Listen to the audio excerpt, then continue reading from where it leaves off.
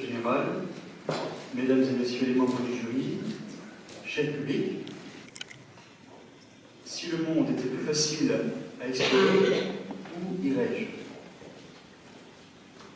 Tout d'abord, je pense que nous sommes tous attirés par un désir d'un ailleurs. C'est certainement parce que notre monde actuel est trop monotone. Nous essayons d'aller ailleurs et de chercher quelque chose qui nous distrairait de ce brouillard ambiant, de ce brouillard de tous les jours. D'ailleurs, l'adage est bien connu, l'herbe est plus verte dans le pré d'à côté.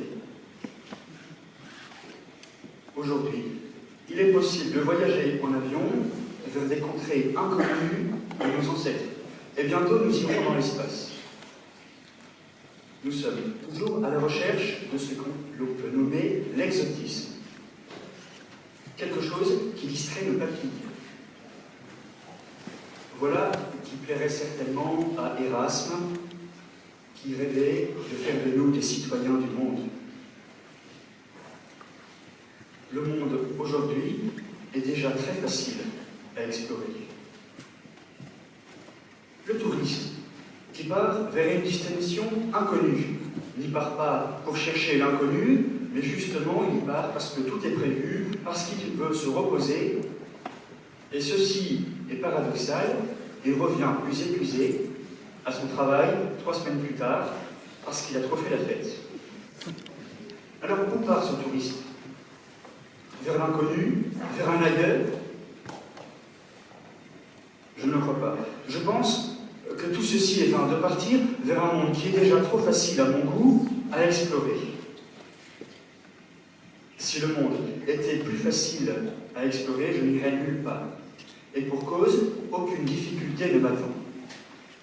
Non pas que je n'aime plus qu'un autre la difficulté, mais je suis certain que la difficulté rend l'homme meilleur. Elle le pousse vers ses limites. Elle le rend courageux. Elle le sublime. Connaissez-vous ce bienheureux, Pierre-Georges Frassati, dont la devise est verso l'alto, c'est-à-dire vers les sommets. Lui ne rechigne pas à la difficulté. Il s'élève sans cesse, n'épargne ni ses mains, ni ses jambes. Il n'aime pas plus qu'un autre la difficulté, mais il sait qu'au sommet l'attend un paysage splendide, un paysage qu'il pourra, à son retour, partager à ses amis et dire vraiment, oui, j'ai vécu la difficulté, oui, dans les ravins était la difficulté, dans les chemins étroits. Mais je suis arrivé par les chemins étroits vers les étoiles.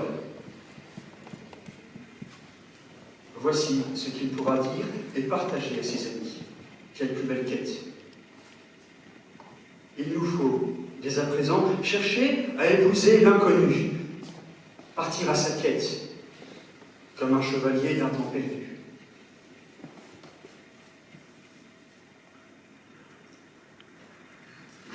J'irai vers la difficulté.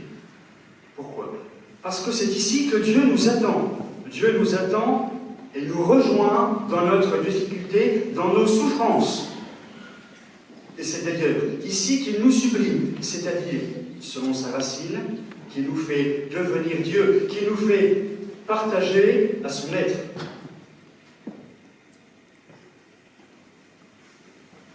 Ceci est grandiose. Dieu, si grand et si haut dans les cieux, veut que nous, simples hommes, partagions sa nature. Pour conclure, si le monde était plus facile à explorer, où irais-je? Eh bien, je n'irai nulle part, parce que je n'ai pas ce goût de l'exotisme. J'irai d'abord dans mon propre pré, m'assurer que mon herbe pousse bien, grasse et mollement, et qu'elle devienne bien verte. Et ensuite, je n'irai nulle part dans ce monde trop facile à explorer, parce que je pense qu'il faut d'abord savoir s'explorer soi-même et se trouver, et trouver en soi notre Père qui frappe à notre cœur.